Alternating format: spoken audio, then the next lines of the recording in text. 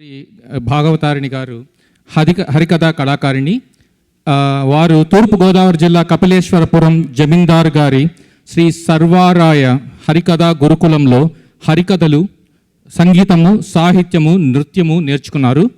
వారి గురువులు శ్రీ వడ్లమాని నరసింహదాసు గారు, శ్రీ రాజశేఖరుని లక్ష్మీపతిరావు గారు. వారు ఆల్ ఇండియా రేడియో, దూరదర్శన్లో కూడా ఏ గ్రేడ్ ఆర్టిస్ట్గా కూడా పనిచేశారు.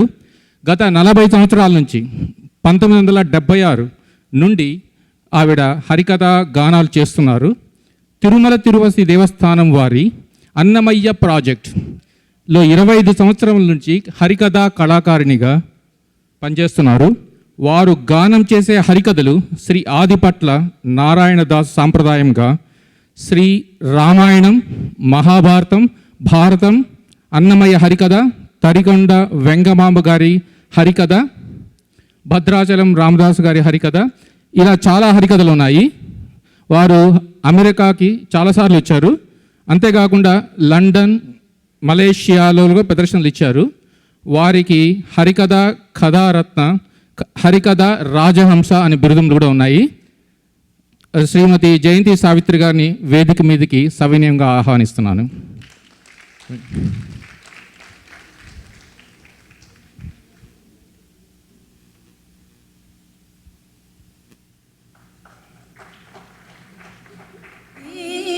శ్రీ గురవే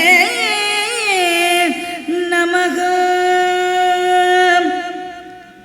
తలచెదనే గణనాథుని తలచెదనే విఘ్నపతిని తలచెద పనిగా, తలచెదనే హేరంబుని తలపునమ్మా విఘ్నములవి తొలగుట కొరకు.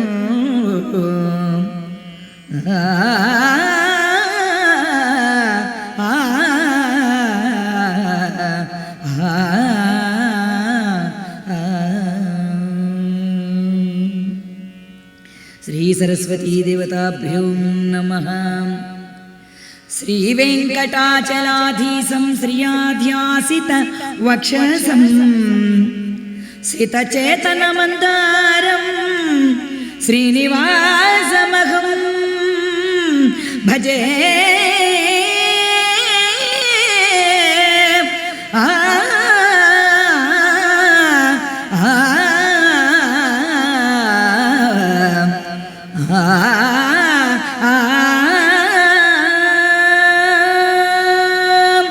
జయ శ్రీమద్రమారమణ గోవింద, ఏడుకొండలవాడ వెంకటరమణ గోవింద.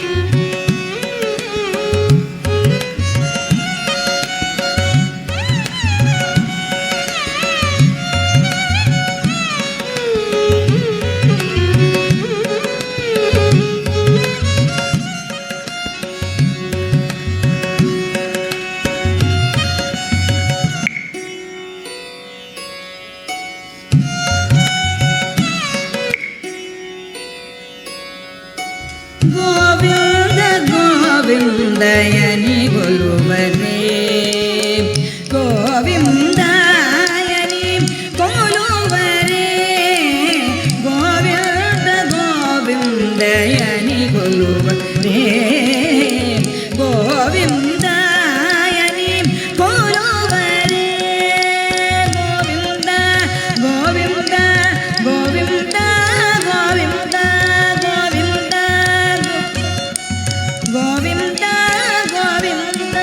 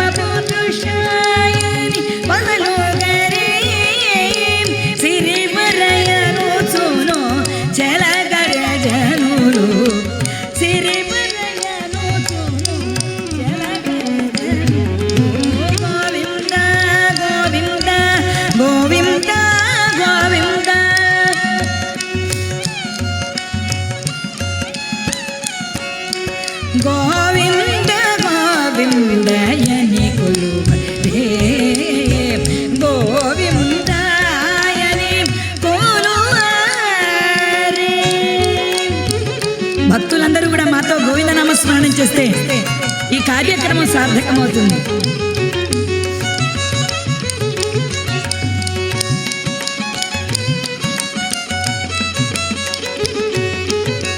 పాండవ వరదాయని పాడరే అండజవాగను కొనియాడరే పాండవ వరదాయని పాడరే అండజవాగను కొనియాడరే కుండలరాయని కోరరే కుండలరాయని కోరరే దండితు మాధవుని తలచరే జను గోవింద గోవింద గోవింద గోవింద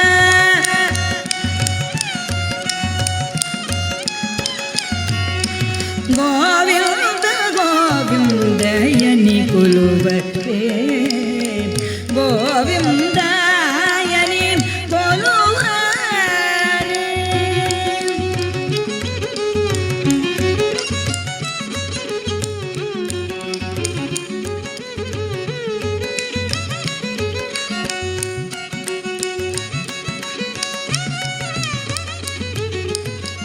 దేవుడు శ్రీ విభుడని తెలియరే సోవలానంతుని చూడరే దేవుడు శ్రీ విభుడని తెలియరే సోవల అనంతుని చూడరే శ్రీ వెంకటనాథుని చేరరే శ్రీ వెంకటనాథుని చేరరే పావనమయ్యపుడు బ్రతుకర జనులు పావనమయ్యపుడు బ్రతుకర జనులు గోవింద గోవింద గోవింద గోవింద అందరూ గోవింద గోవింద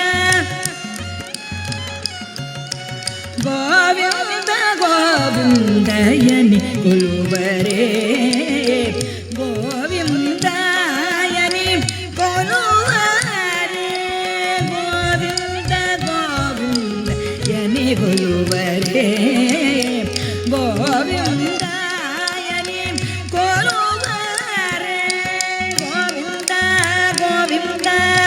ఇంత కార్యక్రమంలో హరికథ పెట్టి మీరు గానం చేయకపోతే ఏం ప్రయోజనం చెప్పండి. గోవింద గోవింద గోవింద గోవింద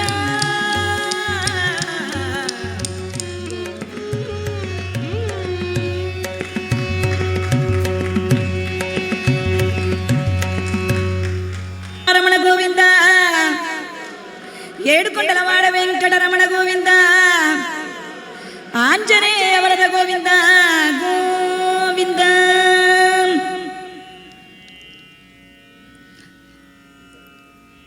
ఉత్తర తెలుగు సంఘంలో ఉన్నటువంటి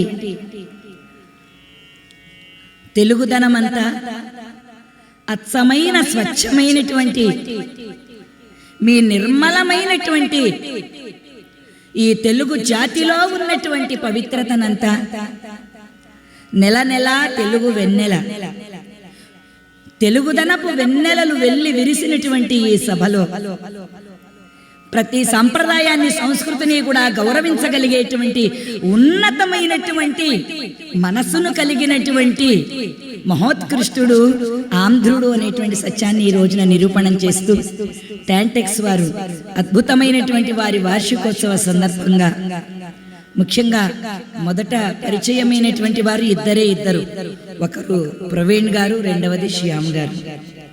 వాళ్ళిద్దరూ కూడా ఈ తెలుగు కళా వేదిక మీద హరికథ అనేటువంటి ఒక రంగానికి ఇంత ఉన్నతమైనటువంటి స్థానాన్ని ఇచ్చినందుకు నేను తెలుగు వారందరికీ కూడా నా హృదయపూర్వకమైనటువంటి ధన్యవాదాలను తెలియజేస్తూ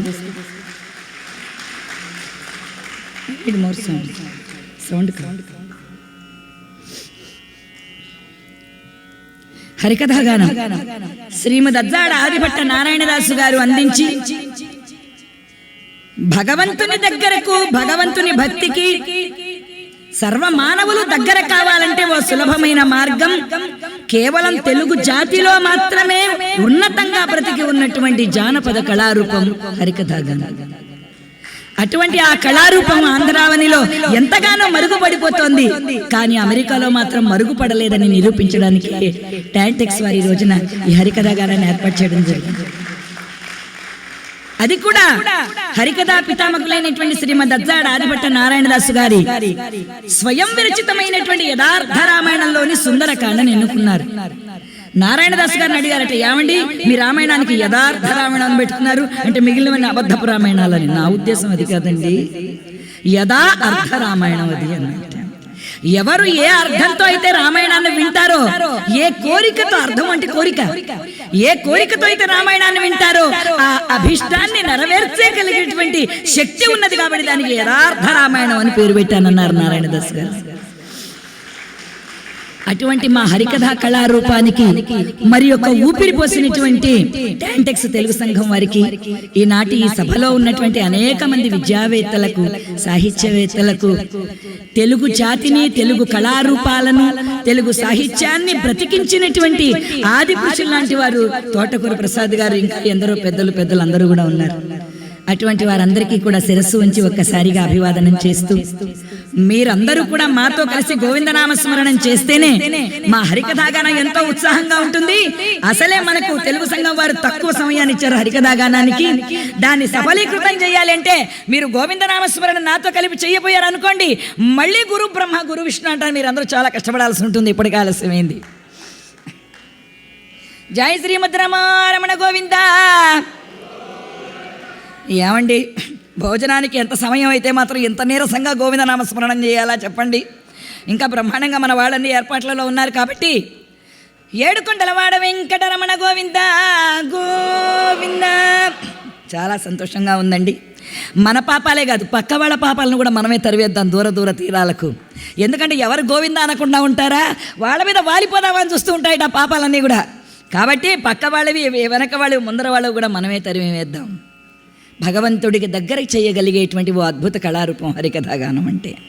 అనేక పురాణాలతో, అనేక సాహిత్యాలతో, ఎంతో సంగీత పరిజ్ఞానంతో చక్కనైనటువంటి నిర్మలమైనటువంటి భక్తిని కూర్చి, దానికి పాత్రౌచిత్యమైనటువంటి నటనను కూర్చి, బహు పురాణాల సారంతో మానవులకు భక్తిని దగ్గర చేయగలిగేటువంటి మన జానపద కళారూపం హరికథాగానాన్ని ఆదరించిన పెద్దలందరికీ మరొక్క మారు నమస్సుమాంజలులతో శ్రీమద్ అజ్జాడ ఆదిభట్ట నారాయణదాస్ గారు రచించిన యథార్థ రామాయణంలోనేటువంటి సుందరకాండ ఘట్టం. ఎక్కడి నుంచి ప్రారంభించాలండి? మొదట శ్లోకం మాత్రం ప్రారంభిస్తా, తిన్నగా సీతమ్మ వారి దగ్గరికి వెళ్ళిపోదాం మనం. అదే కదా సుందరమైన కాండ. సీతా దర్శనమే సుందరమైనటువంటిది. అందువల్ల తతో రావణ నీతాయాగ సీతాయాగ శత్రుఘర్షణః ఏష పదమన్వేష్టం చారణ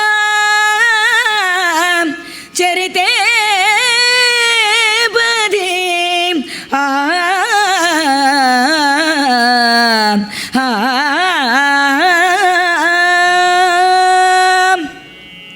జై శ్రీమద్ రమణ గోవింద.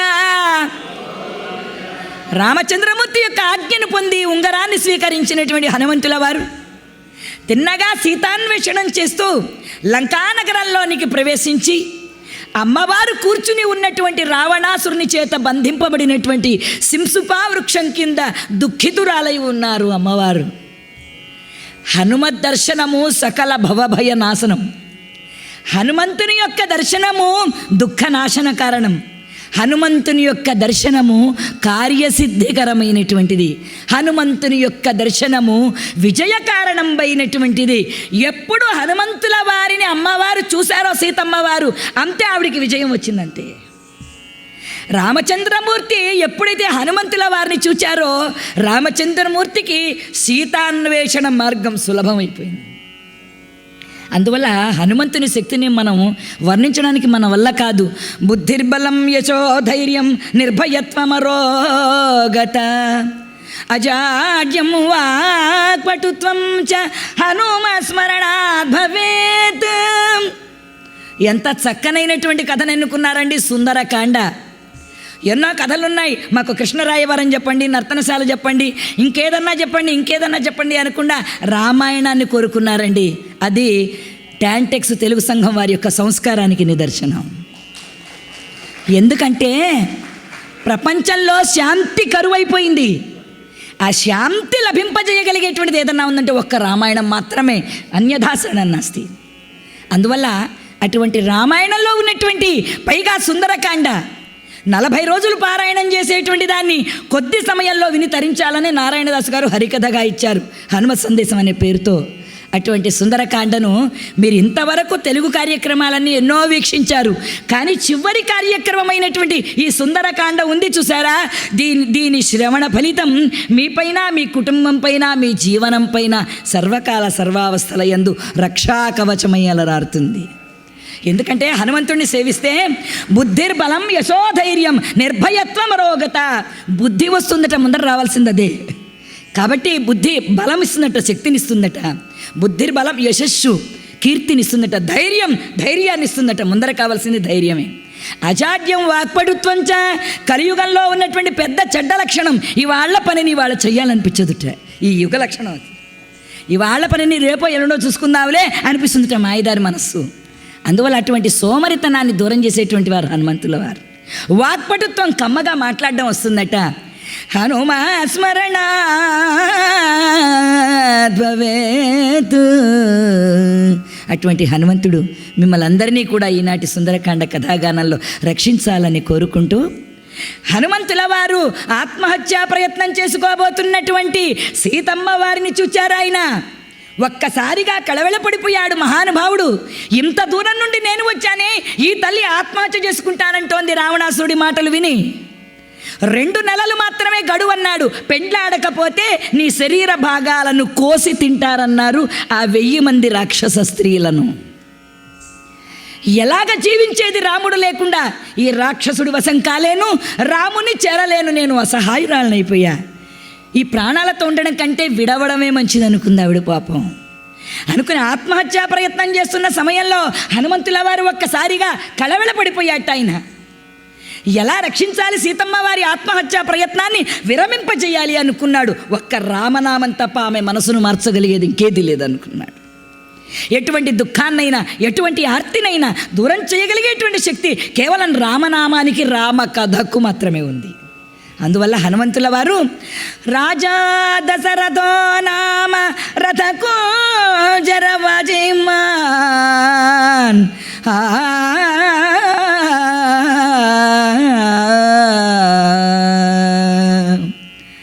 రామచంద్రమూర్తి యొక్క కథను గానం చేయడం మొదలుపెట్టాడు. లంకలో రామనామమా అని సీతమ్మ ఎక్కడి నుంచి రామనామం వినబడుతోందని జుట్టుతో ఉరివేసుకోవాలనుకున్నటువంటిది కేశాలను వదిలివేసింది. అక్కడ నుండి చెట్టు మీద నుండి గానం వినబడుతోంది. రామ పాదాంబుజారాధకునకు అసాధ్యంబగు కార్యమెంతైన లేదు, రామనామము బల్కు పామరుడును బృహస్పతి కాల బుద్ధి సంపద వగిల్చు.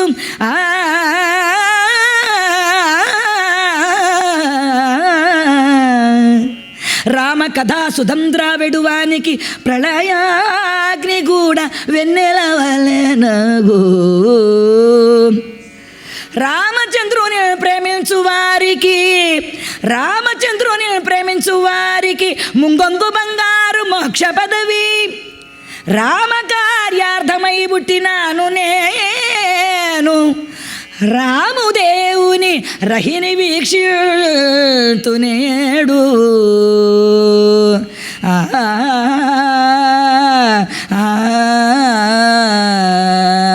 జై శ్రీమద్ రమణ గోవింద.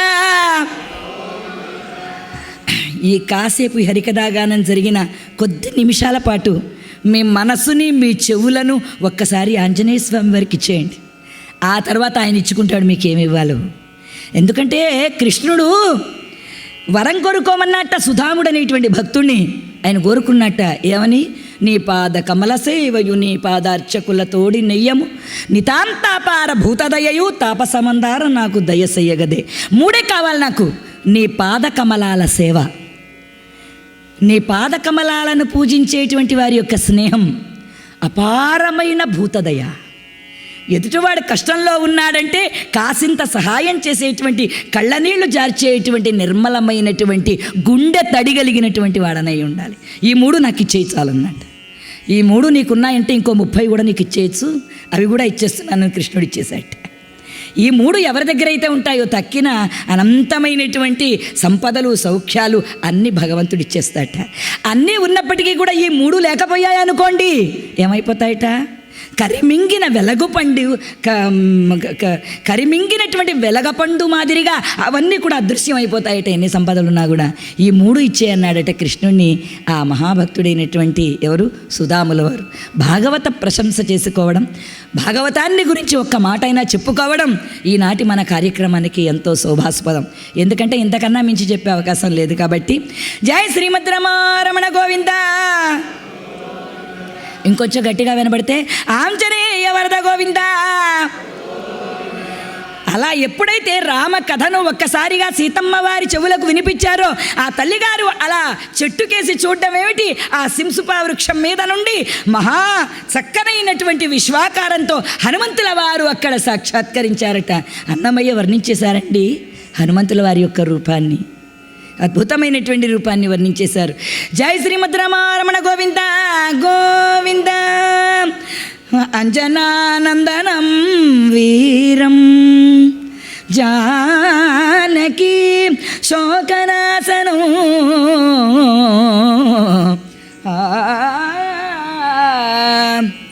అంజనానందనం వీరం జానకి శోకనాశనం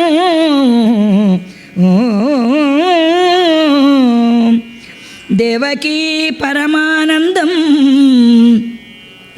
అంజనానందనం వీరం జానకీ శోకనాశనం కపీతం అక్షకం తారం వందే లంకా భయంకరం, వందే లంకా భయంకరం.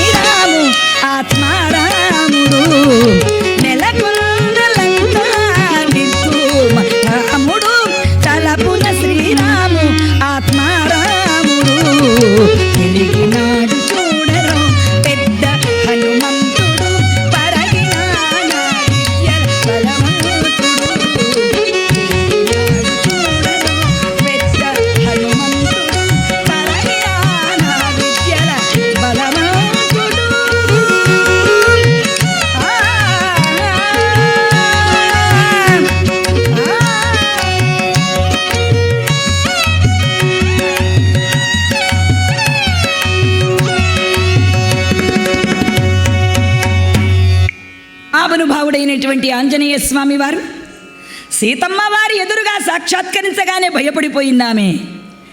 రామచంద్రమూర్తి యొక్క శౌర్యాన్ని, ప్రతాపాన్ని కీర్తించి ఆమెకు ధైర్యాన్ని కలిగించారు హనుమంతుల వారు. నిన్ను నేను ఎలా నమ్మగలను, రామచంద్రమూర్తి దూతవని ఎలా విశ్వసించగలను అన్నది ఇదిగో రాముడు పంపిన గుర్తు అంటూ రాముడు పంపినటువంటి గుర్తునిచ్చాడు ఉంగరాన్ని. ఆ ఉంగరానికి ఒక పెద్ద చరిత్ర ఉంది, దానికి ఒక పెద్ద ప్రణయగాథ ఉంది. రాముడు 4 మాటలు చెప్పమన్నాడమ్మా నీకు ఉంగరాన్ని ఇచ్చి.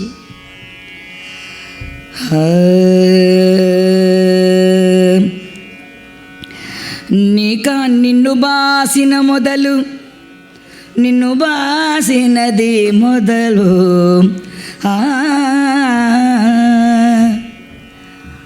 నీ భర్తదవు బ్రతుకంతయు చప్పనయ్యననుమా,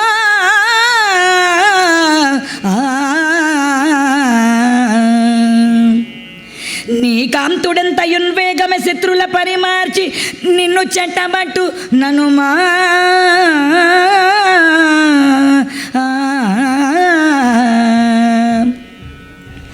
నీ పతి కిందిరిగి నిన్ను చూడగలిగాడు అసమాద్రమే ఉసురాపిననుమా, నీ ప్రాణములు, నీ పెనిమిటి ప్రాణములు కూడా నీవే తాలిమిగొని నిల్పుమనుమా. జనకు పూదోటలో పరస్పరము మనము చూచుకొన్నది జ్ఞప్తి తెచ్చుకొను మనుమా. సీతకి ఉంగరము గుర్తు చెప్పి ఇచ్చి ఎంతలో వచ్చేదో త్వరనేగు హనుమా, హనుమా, హనుమా, హనుమా. సీత మీద నాకు ఎటువంటి ప్రేమ ఉందో తెలుసా? మేమిద్దరం మొట్టమొదటిసారిగా జనక మహారాజు గారి మిథిలా నగరంలో కలుసుకున్నాం, పువ్వుల తోటలో. ఆనాడు ఆమెను తొలిచూపు చూచిన నాటి ప్రేమ ఎలా అయితే ఉందో, ఈనాటి వరకు కూడా మొట్టమొదటిసారి కలుసుకున్న నాటి ప్రేమ ఎలా ఉందో, ఈనాటి వరకు కూడా ఆమె మీద నాకు అదే ప్రేమ ఉంది. అసలు ఈ మగవాడు ఆ మాట చెప్పాలంటే, పెళ్లి చూపుల నాడు నా పెళ్ళ మీద ఎంత ప్రేమ ఉందో ఈనాటి వరకు అదే ప్రేమ ఉందని చెప్పాలంటే ఎంత ఉన్నత స్థితి కలిగినటువంటి పురుషుడు అయి ఉండాలి చెప్పండి. అసలు ముందర పాపం ఒక ఆయన తెల్లారగానే ఏడుస్తున్నట్ట. పక్కింటి ఆయన వచ్చాడు, ఎందుకంటే ఏడుస్తున్నారు? చక్కగా ఉన్నారు, చాలా హ్యాండ్సమ్గా ఉన్నారు మీరు, మీ ఆవిడ కూడా మీకు అనుకూలమైనటువంటి భార్య, అనుకూలమైన భార్య అది. 10 ఏళ్ల క్రితం మా మామగారు పెళ్లి చేశాడు, ఈ రోజున పెళ్లి రోజు అయ్యా మాకు. అలాగా, చాలా సంతోషం అండి. అయితే 10 ఏళ్ళు సంసారాన్ని ఈదేశారన్నమాట. మొలగడానికి సిద్ధంగా ఉన్నాను. వాళ్ళ నాన్న పెళ్లి చేసే ముందర ఓ మాట అడిగాడు. ఏమని అడిగాడు? ఏమయ్యా చెర్లపల్లి జైల్లో ఉంటావా, మా అమ్మాయిని పెళ్లి చేసుకుంటావా అని అడిగట్టు వాళ్ళ నాన్న. చక్కగా ఉంది, మీ అమ్మాయిని పెళ్లి చేసుకుంటానండి. ఆ తర్వాత కానీ వాడికి తెలియలేదన్నమాట, ఈవిడ కానీ పెళ్లి చేసుకుంటే జీవితం ఈ చెర్లపల్లి జైలు కంటే కూడా భయంకరంగా ఉంటుందని. అయితే ఈరోజు మీరు ఎందుకు ఏడుస్తున్నారు చెప్పండి అన్నట్ట. నిజంగా వాళ్ళ నాన్న చెప్పినట్టు చెర్లపల్లి జైల్లో ఉంటే ఆ జైల్లోంచి 10 ఏళ్ళు అయిపోయింది, ఈ రోజున నేను విడుదలయ్యేవాడిని కదా.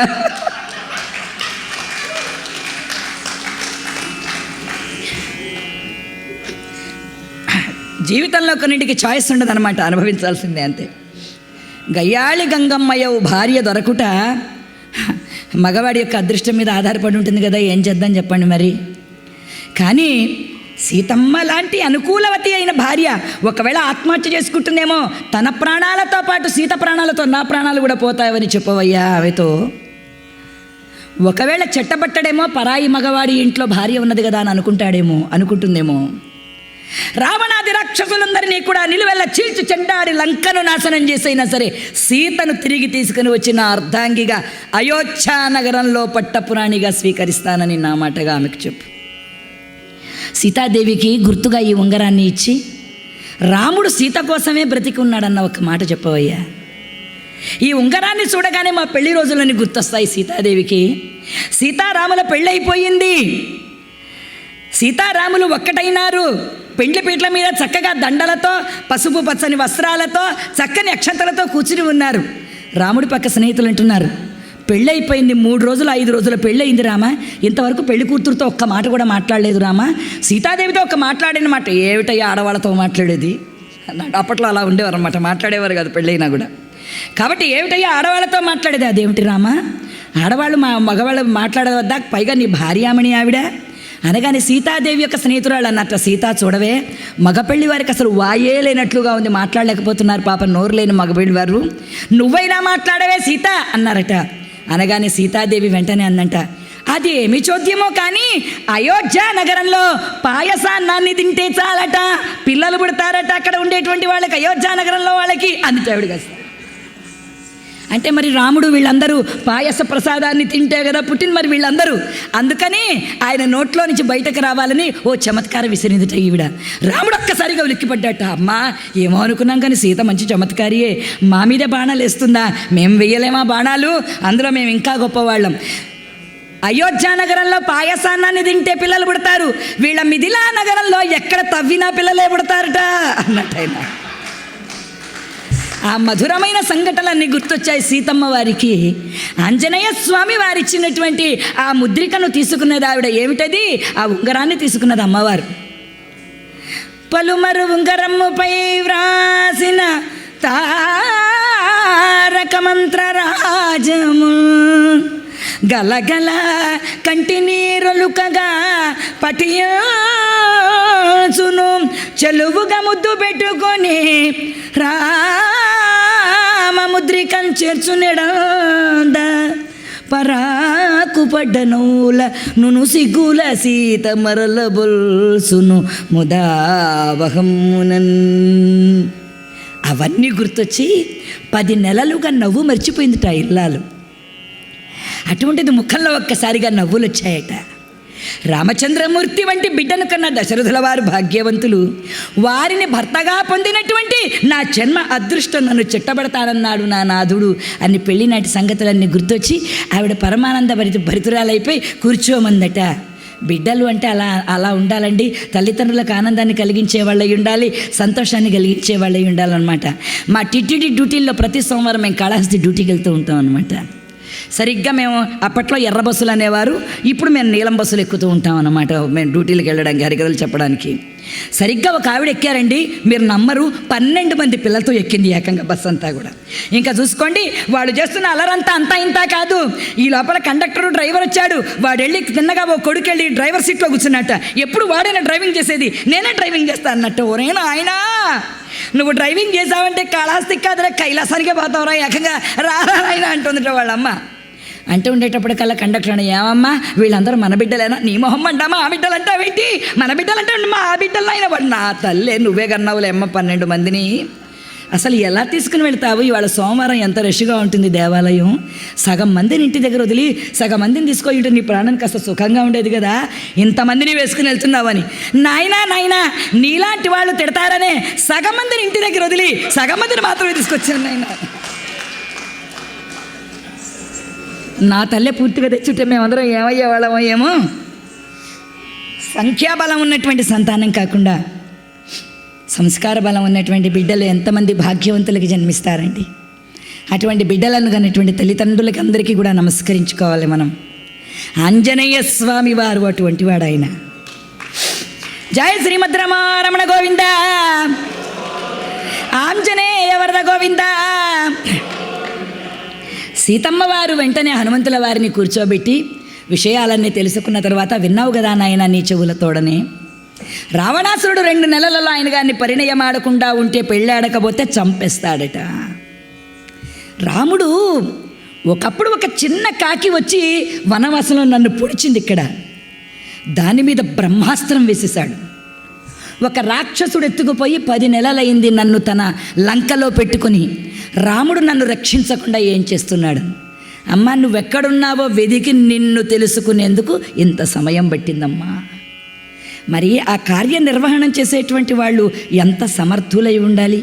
ఓ పని జరగాలి అనంటే ఎంతమంది ఏకాగ్రత, ఎంతమంది నిర్మలమైన చిత్తము, ఎంతమంది పెట్టుబడి, ఎంతమంది యొక్క కార్యదీక్ష ఉంటేనే ఒక పని సఫలమవుతుంది, విజయవంతమవుతుంది. ఏమండి, పని చేసే వాళ్ళలో 3 రకాల వాళ్ళు ఉంటారట. ఒకడేంటంటే మొదటివాడు అనమాట, ఉత్తముడు అంటారు వారిని. తన పని కూడా మానుకుని ఎదుటివాడికి సహాయం చేస్తూ ఉంటారట, వారిని ఏమంటారండి? ఉత్తములు అంటారనమాట. రెండో వాళ్ళు స్మార్ట్ పీపుల్ అనమాట. వాళ్ళ పని వాళ్ళు చేసుకుంటూ ఎదుటి వాళ్ళకి కూడా హెల్ప్ చేస్తూ ఉంటారనమాట. వీళ్ళు రెండో వాళ్ళు. ఇంకా మూడవ రకం ఉన్నాడనమాట. వాడిని ఏమంటారంటే అధముడు అంటారట వాడిని. వాడు ఏం చేస్తాడంటే తన పని తను చెడగొట్టుకోవడమే కాదనమాట, ఎదుటి వాళ్ళ పని కూడా చెడగొడుతూ ఉంటాడనమాట వాడు. అందువల్ల హనుమంతుడు ఉత్తమోత్తముడైనటువంటి కార్యసాధకుడు ఆయన. అందువల్ల హనుమంతుల వారు సీతాదేవిని ఒప్పించి, అమ్మా ఇప్పుడే నిన్ను తీసుకొని వెళ్ళిపోతాను, నేను ఆ శ్రీరామచంద్రమూర్తి ఉన్నటువంటి మాల్యవంతం దగ్గరికి వచ్చే నా భుజాల మీద ఎక్కువ అన్నట్టు, ఇంత కోతి ఉన్నావు, నువ్వు నన్ను తీసుకుని వెళ్ళగలవా అంది. బ్రహ్మాండమైనటువంటి విశ్వస్వరూపాన్ని ధరించేశాడు హనుమంతుల వారు. అలా ధరించడం ఏమిటి? కోతివి కావు నీవు మా కులదేవతవు,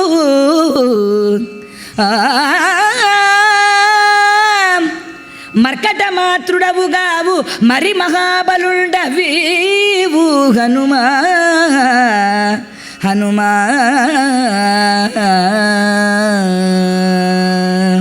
నాయనా, నన్ను ఎత్తుకుని వెడుతూ ఉంటే ఏ రాక్షసులైనా బాణాలు ప్రయోగిస్తే నేను సముద్రంలో పడిపోతే రాముడికి దక్కను, లంకలో ప్రాణాలతోటి ఉండను, జలజంతువుల పాలైపోతాను నాయనా. అందువల్ల ఇదిగో చూడమణి ఇదే అనవాలుగా చూపిరాముని తోడ్తెమ్మా హనుమా హనుమా హనుమా. చూడమణిని శ్రీరామచంద్రమూర్తికి గుర్తుగా ఇవ్వు. వారు స్వయంగా వారి చేతులతో నాకు అలంకరించినటువంటి చూడమణి అది. దాన్ని రామచంద్రమూర్తి వారికి గుర్తుగా ఇచ్చి వారిని తీసుకుని రా నాయనా అని సీతమ్మ వారు ఇవ్వగానే, ఆకలి వేస్తోందమ్మా అని, తోటంతా మనదేనయ్యా, నీ ఇష్టం వచ్చినట్టు చేసుకొని కాసేపు కోతి బుద్ధిని చూపించి ఈ తోటనంతటిని కూడా నాశనం చేసేయాలి, దీనికి అశోకవనము అని పేరట, శోకం తప్ప వనాన్ని మిగల్చకూడదు అనుకున్నట్టు ఆయన. ఏడుపు తప్ప ఈ రాక్షసులకు ఈ ఉద్యానం అనేటువంటి దాన్ని, ఈ సుందరమైనటువంటి వనాన్ని ఉంచకూడదు అని ఒక్కసారిగా విజృంభించి ఒక్కసారిగా ప్రార్థించాడట హనుమంతుల వారు. ఏమని? జయత్యతి బలో రామో లక్ష్మణశ్చ మహాబలగా. ఈ శ్లోకాన్ని వింటే చాలట, అంటే చాలట రామాయణంలో. జయత్యతి బలో రామో లక్ష్మణశ్చ మహాబలగా రాజా జయతి సుగ్రీవో రాఘవేణాభిపాలితగా దాసోగం కోసలేంద్రస్య రామేణ అక్లిష్టకర్మణః హనుమాన్ శత్రు సైన్యానా నిహంతా మారుతాత్మజః.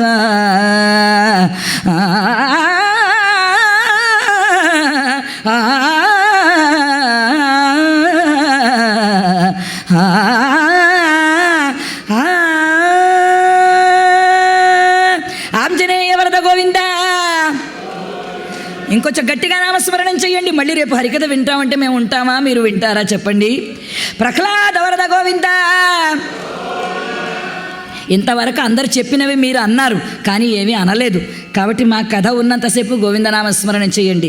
సీతాలక్ష్మణ హనుమ సమేత శ్రీ శ్రీరామచంద్రమూర్తికి.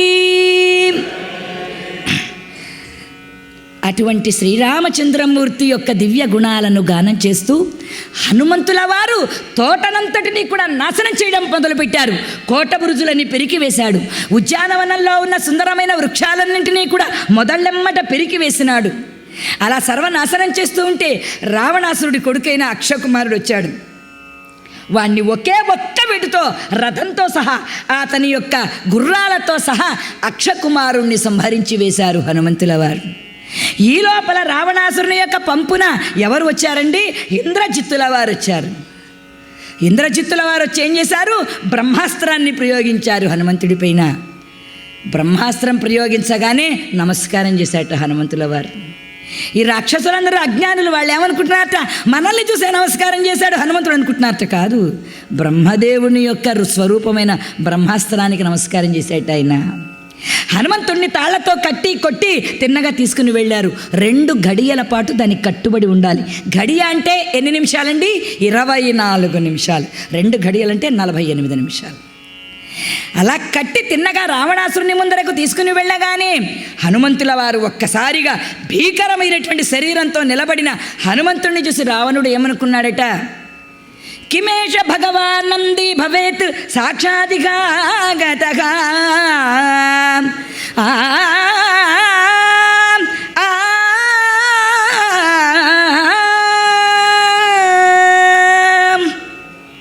హనుమంతుడు ఎలా ఉన్నట్ట? కైలాసం నుండి దిగి వచ్చిన మహానందీశ్వరులా ఉన్నట్ట. హనుమంతుడు చూస్తే వానరుడు, మరి నందీశ్వరుల్లాగా రావణాసురుడికి ఎందుకు కనిపించాడండి? ఓసారి శివుణ్ణి సేవించాలని వెళ్ళాట ఎవరు? రావణాసురుడు. నందీశ్వరుడు అడ్డుకున్నట్ట, వెళ్ళడానికి వీల్లేదు, పరమేశ్వరుడి ఆజ్ఞ లేదు, ఎవరిని రానియద్దన్నారు. రావణ నువ్వు కూడా వెళ్ళడానికి వీల్లేదన్నారట. అహంకారం కదా రావణాసురుడికి. ఏమన్నట్ట? ఓరే కోతి ముఖమా, నీవా నన్ను ఆపేది అంటూ నందీశ్వరుని పక్కకు దోసి వెళ్ళిపోయాట. నందీశ్వరుని అనుగ్రహం ఉంటేనే శివానుగ్రహం వస్తుంది. శివుడు వేరు, నందీశ్వరుడు వేరు కాదు. శివశక్తి రూపమే నందీశ్వరుల వారు. అంటే ఎవరికి ఆగ్రహం వచ్చింది? నందీశ్వరుని అవమానిస్తే శివుడికి ఆగ్రహం వచ్చింది. అందువల్ల నందీశ్వరుడు శపించాట రావణాసురుని. ఓరే రావణ, ఇంత దురహంకారమా నీకు? వానరులు నరులు అంటే ఇంత చులకనా నీకు? మనుష్యులు కోతులు అంటే ఈ మనుష్యులు మరియు కోతుల మూలంగానే నీకు మరణము ప్రాప్తించుగాక అంటూ నందీశ్వరుల వారు రావణాసురుని శపించేశారు. ఇంత కోతి రావణాసురుని ఎలా చంపగలుగుతుంది? అందువల్ల ఆ నందీశ్వరుడే ఈ హనుమంతుడంత వానర రూపాన్ని ధరించి వచ్చాడు. అంటే హనుమంతుడిని చూస్తే ఎలా ఉన్నట్ట? కైలాసం నుంచి దిగిన మహానందీశ్వర రూపంలో ఉన్నట్ట. జై శ్రీమద్ రమణ గోవింద, ఆంజనేయ వరద గోవింద. అలా అద్భుతమైనటువంటి రూపంతో హనుమంతుల వారు సాక్షాత్కరించి పరస్త్రీరతోత్కంఠ పరమనీచ దశకంఠ,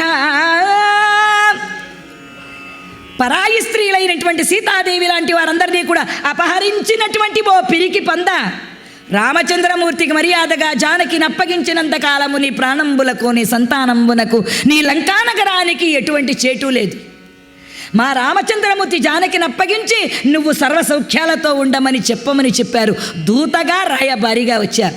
మర్యాదగా నువ్వు సీతాదేవిని అప్పగించావా, నీ పుత్రులతో మనుమలతో రాజ్యం అందరితో సుఖంగా ఉంటావు. లేదా రామచంద్రమూర్తి అందరినీ సముద్రంలో కలిపేస్తాడు, జాగ్రత్త. రాముని యొక్క కోదండం నుండి వెలువడినటువంటి బాణాలు మీ లంకనంతటినీ కూడా సర్వనాశనం చేయించేస్తాయి, జాగ్రత్త అని హనుమంతుడు అనగానే వీడిని చంపేయండి అన్నట్టు రావణాసురుడు. దూతకింత అహంకారమా, ఈ హనుమంతుడిని చంపేయండి అన్నారట. అప్పుడు తమ్ముడైన ధర్మం చెప్పాడు. ఆ మాట అక్కడి నుంచి వచ్చిందన్నమాట. అప్పుడు రావణాసురుడి తమ్ముడైనటువంటి విభీషణుల వారు లేచి, దూతను చంపడానికి వీల్లేదు, వాళ్ళకు చాలా ఇష్టమైనటువంటి తోక కాబట్టి ఆ తోకను ఏదన్నా చేయండి అన్నారట. ఇంకేముంది అయితే? ఆ తోకలో ఉన్నటువంటిది ఎవరండి? హనుమంతుని యొక్క వాలంలో ఉన్నటువంటిది ఎవరు? సాక్షాత్తు రాజరాజేశ్వరి అమ్మవారు. హనుమంతుడి రూపమంతా కూడా శివుడు, తోకలో ఉన్నటువంటిది అమ్మవారు పార్వతీదేవి. దివ్య శక్తిమయమైనటువంటిది. హనుమంతుల వారి యొక్క వాల పూజ చేస్తే, తోక పూజ చేస్తే ఎటువంటి దోషాలైనా పోతాయి. జయ శ్రీమద్ రమణ గోవింద. అలా ఎప్పుడైతే ఆ తోకకు నిప్పంటించమని రావణాసురుడు ఆజ్ఞ చేశారో, ఇంకా హనుమంతుల వారేమున్నది, పరమానందంగా ఆయన చిందులు వేస్తూ రామనామస్మరణం చేస్తున్నాడట. ఆయన శ్రీరామచంద్రమూర్తికి ఆంజనేయ వరద గోవింద. అయ్యా ఎంత గట్టిగా అంటే అంత గోవింద నామస్మరణం. మేము తిరుమల క్షేత్రానికి మళ్ళీ వెళ్ళిన తర్వాత ట్యాంటెక్స్లో సుందరకాండ చెప్పావు, గోవిందనామాలు ఏవి తెచ్చావా అని అడిగితే ఏం సమాధానం చెప్పండి మీరు మళ్ళీ. అందువల్ల మీరు ఎన్ని గోవిందనామాలు గట్టిగా ఇస్తే అన్ని తీసుకుని వెళ్ళి వెంకటేశ్వర స్వామి వారికి అప్పచెప్తా. ఎందుకంటే ఆయన ఎదురుగుండా ఉండేటువంటిది ఆంజనేయ స్వామి వారే, బేడి ఆంజనేయ స్వామి. వెంకటేశ్వరుని యొక్క భక్తికి దాసుడై కింకరుడై ఎవరు ఆంజనేయ స్వామి వారిని సేవిస్తే వారికి వెంకటేశ్వరుడు కృప కలుగుతుందట. అందువల్ల జయ శ్రీమద్ రమణ గోవింద, ఆంజనేయ వరద గోవింద, ఏడుకొండలవాడ వెంకటరమణ గోవింద. రామాయ రామభద్రాయ రామచంద్రాయ వేధసే రఘునాథాయ నాదాయ సీతాయాగ పతయే నమః.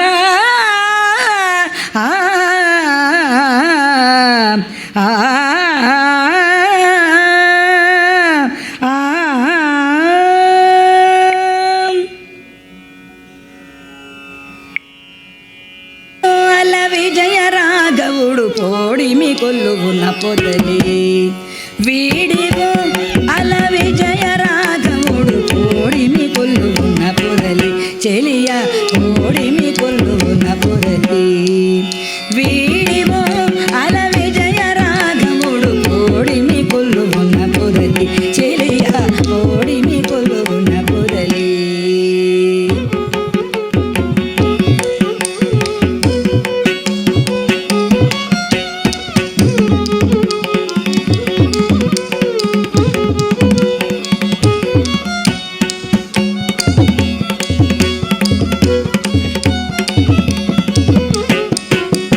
రాముడు లోకాభిరాముడు గుణధాముడ సురలకు దమనుడు రాముడు లోకాభిరాముడు గుణధాముడ సురలకు దమనుడు తామర కన్నుల దశరథ తనయుడు మోమున నవ్వి మొక్కవే మనస తామర కన్నుల దశరథ తనయుడు మోమున నవ్వి మొక్కవే మనస వీడివో అల విజయ రాఘవుడు ఓడిమి కొల్లువున పొదలి వీడివో అల విజయ రాఘవుడు ఓడిమి కొల్లువున పొదలి మనస ఓడిమి కొల్లువున పొదలి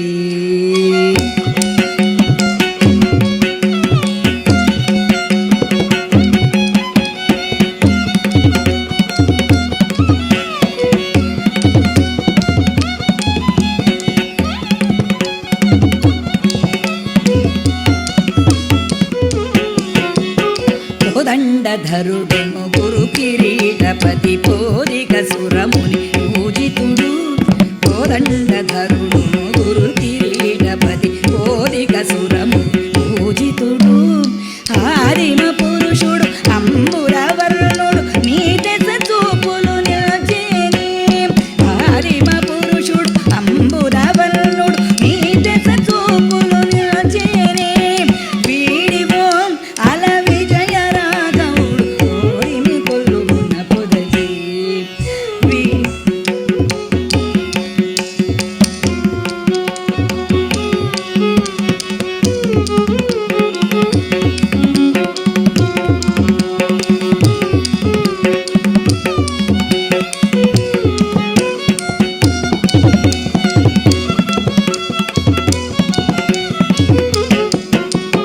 రావణాంతకుడు రాజశేఖరుడు శ్రీ వెంకటగిరి సీతాపతి రావణాంతకుడు రాజశేఖరుడు శ్రీ వెంకటగిరి సీతాపతి వావిలి పాటిలో పరమూర్తి తానై ఓవరి కొలువున ఉన్నాడే చెలియ వావిలి పాటిలో పరమూర్తి తానై ఓవరి కొలువున ఉన్నాడే మనస వీడివో అల విజయ రాఘవుడు ఓడిమి కొల్లువున పొదలి వీడివో అల విజయ రాఘవుడు ఓడిమి కొల్లువున పొదలి చెలియ ఓడిమి కొల్లువున పొదలి చెలియ ఓడిమి కొల్లువున పొదలి ఓడిమి కొల్లువున పొదలి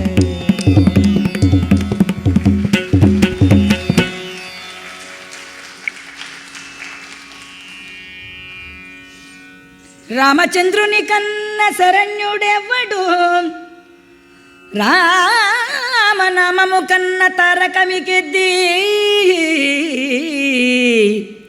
రామభక్తిని మించిన సామ్రాజ్యమేది రాము శరణు జొచుడి రామదాసులారా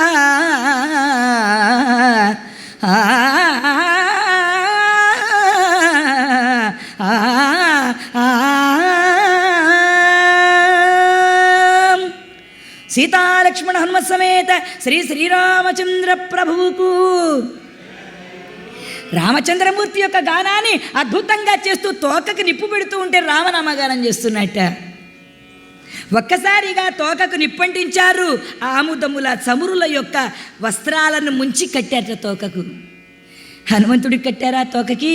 కాదు, వాళ్ళ కొంపలకు వాళ్ళే నిప్పులు పెట్టుకున్నారట. అక్కడ సీతమ్మ వారికి తెలిసింది, నీతో మాట్లాడిన పాపానికి ఆ వానరుడున్నాడే అతన్ని కాస్త తోక కాల్చేస్తున్నారు అని. ఇక్కడ అమ్మవారు దండం పెట్టింది. అగ్నిదేవునికి, అగ్నిదేవా, నిరంతరము రామచంద్రమూర్తి యొక్క దివ్య పాదార విందాలను నా మనస్సులో సర్వకాలాల యందు తలిచేదాన్నైతే హనుమంతుడికి ఎటువంటి అపకారం కూడా చెయ్యకు. నీవు మంచి గంధం వలె హనుమంతునికి ఆనందాన్ని కలిగించు. పంచభూతమ్ములు అష్టదిక్పాలకులు దాసులైనారు ఇన్నాళ్ళు రావణాసురునికి, ఒక్కసారి రామదాసులు గండి అందుట ఆవిడ. ఏమండి, పతివ్రత శాప భయేన శంకిత హుతాసన చందన పంగ సీతలో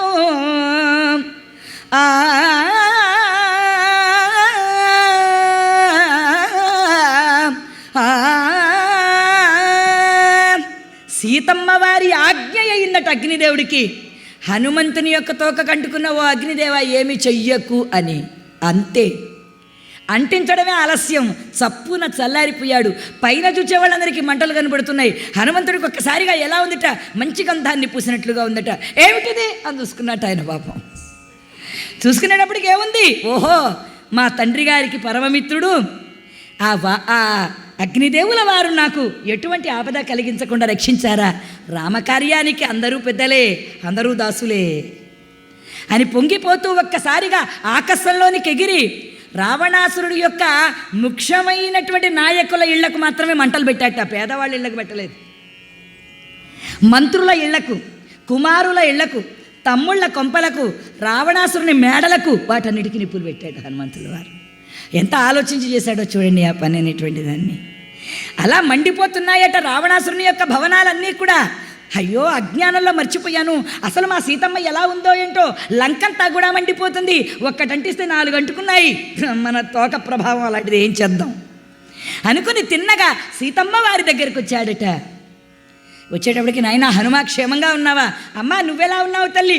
నేను చేసిన కోతి పనికి నీకెటువంటి ఆపద కలుగలేదు కదా? లేదు నాయనా, రామచంద్రమూర్తికి నువ్వు త్వరగా వెళ్ళి ఈ వార్తను చెప్పిరా అని సీతమ్మ వారు ఎప్పుడైతే నియోగించిందో, పరమానందభరితమైనటువంటి చిత్తంతో హనుమంతుల వారు గగనసీమలోనికి ఎగిరాడు. గగనసీమలోనికి ఎగిరి తిన్నగా సముద్రంలో తోక చల్లార్చుకొని అక్కడి నుంచి ప్రయాణమై వెళ్ళిపోతూ తిన్నగా సముద్రంలో తోక చల్లార్చుకున్నవాడు మైనాకుణ్ణి పలకరించి ఆవల తీరాన మహేంద్రగిరిపై ఉన్న సకల కపి సైన్యాన్ని కలుసుకుని అక్కడి నుంచి తిన్నగా శ్రీరామచంద్రమూర్తి, లక్ష్మణమూర్తి, సుగ్రీవులు ఉన్నటువంటి వారి దగ్గరకు వెళుతున్నారట. ఎలా వెళుతున్నారు? 25,000 మంది వానర సైన్యం, ఏకంగా ఒకళ్ళు కాదు, ఇద్దరు కాదు, 25,000 మంది సైన్యంతో తిన్నగా వెళ్ళి అక్కడ ఉన్న వానరులు అందరూ అడిగారట, మనం అందరం మంచి విందు చేసుకోవాలి హనుమాని. హనుమంతుడు అసలే విజయోత్సాహంలో ఉన్నాడేమో, ఇష్టం వచ్చినట్టుగా అందరూ తాగండి తినండి అన్నట్ట. మధువనము అని అంటే అందులో చేరారట అందరూ. తోటలోనికి కోతులు చేరాయంటే ఇంకేమన్నా ఉందా? అందులో హనుమంతుడు లాంటి హీరో కాస్త పర్మిషన్ ఇచ్చాడు ఏకంగా ఆయన. చూడండి, తిన్నగా వెళ్ళి వాళ్ళు ఏం చేశారు? మధువనాన్ని కాస్త సర్వనాశనం చేశారు. తాగడము, తుళ్ళడము, వచ్చిన వాళ్ళని కొట్టడము, ఇకిలించడము, ఇంకా ఎన్ని చేష్టలు చేయాలని చేస్తూ ఉంటే సుగ్రీవుడు మేనమామ వచ్చాడు, మధుమాలి అని. వాణ్ణి కూడా పట్టుకుని చిత్త కొట్టారట. వాడు తిన్నగా వెళ్ళాట రాముడి దగ్గరికి, సుగ్రీవుడికి. ఏమిటి మావయ్య ఈ వేషం అన్నర్థ? ఏం చేయమంటావు నాన్న? కోతి సైన్యం అంతా దక్షిణ ముఖం నుంచి వచ్చారు, ఇష్టం వచ్చినట్టు తాగారు, తిన్నారు, అంతటితో ఊరుకున్నారా? కోతి విధవలందరూ చేరి ఎలా కొట్టారో చూడు. అన్నిటికన్నా విచిత్రం ఏమిటంటే హనుమంతుడు కూడా నన్ను కొట్టాడయ్యా ఆఖరికి అన్నట్టు. అనేటప్పటికీ విజయోత్సాహంలో ఉండేవాళ్ళు పండగ చేసుకుంటారు, ఏడుపు ముఖాలైన వాళ్ళు ఏం చేసుకుంటారు కనుక. అందువల్ల వెళ్ళి వాళ్ళ కోసమని ఎదురు చూస్తున్నామని చెప్పండి అనగానే అప్పుడు ఈ మధుమాలి వెళ్ళారు. ఏమిరా మళ్ళీ వచ్చావు, 2 తగిలించమంటావా అని. అలాగే తగిలించుదురు కానీ నాయన, మీ చేతుల్లో పడిన తర్వాత మీరు ఏమైనా చేస్తారు. అందువల్ల నేను చెప్పేది ఏమిటంటే రామచంద్రమూర్తి, సుగ్రీవుల వారు, లక్ష్మణుల వారు మీ రాక కోసమని 1000 కళ్ళతో ఎదురు చూస్తున్నారయ్యా. మీరంతా బాగా తాగి తిని మీ అందరికీ ఎప్పుడు విశ్రాంతి దొరికితే అప్పుడు రండి అని. అలా అనడం ఏమిటి, ఎక్కడెక్కడ వదిలేశారట రామ అన్న మాట వినగానే. ఎక్కడివక్కడ వదిలి చేతిలో చూడామణిని పట్టుకున్నారట. ఎవరు? ఆంజనేయ స్వామి వారు. చుట్టుపక్కల ఉన్నటువంటి 25,000 మంది మహావీరులందరూ, వనచర వీరులందరూ, కోతి వీరులందరూ ఉన్నారట. వాళ్ళందరూ ఎలా ఉన్నారట? వరల్డ్ కప్ పట్టుకుంటే కెప్టెన్ ఒకడు పట్టుకుంటాడు, మిగిలిన వాళ్ళందరూ చేతులు వేస్తారు, చూసారా ఇలాగా. అలాగా లోకంలో విజయాన్ని సాధించినటువంటి వారి వలె ఆ రామచంద్రమూర్తికి హనుమంతుడితో సహా వచ్చి హనుమంతుల వారి దృష్ట్వాదేవి సీతాదేవిని లంకానగరంలో చూచా, నీకై బ్రతికున్నది అని చెప్పి, ఇదే శిరసు మాణిక్యము ఇచ్చి పంపె నీకు నాకే అదనెరిగి తెచ్చి తిని అవధరించవయ్యా దశరథాత్మజ నీవు దశశిరుని చంపి ఆ దశనున్న చెలిగావు దశ దిశలు పొగడా రసికుడ శ్రీ వెంకట రఘువీరుడా నీవు శశిముఖి చేకొనుమా చక్కనూను పనులు ఇదే శిరసు మాణిక్యము ఇచ్చి పంపె నీకు రామా రామా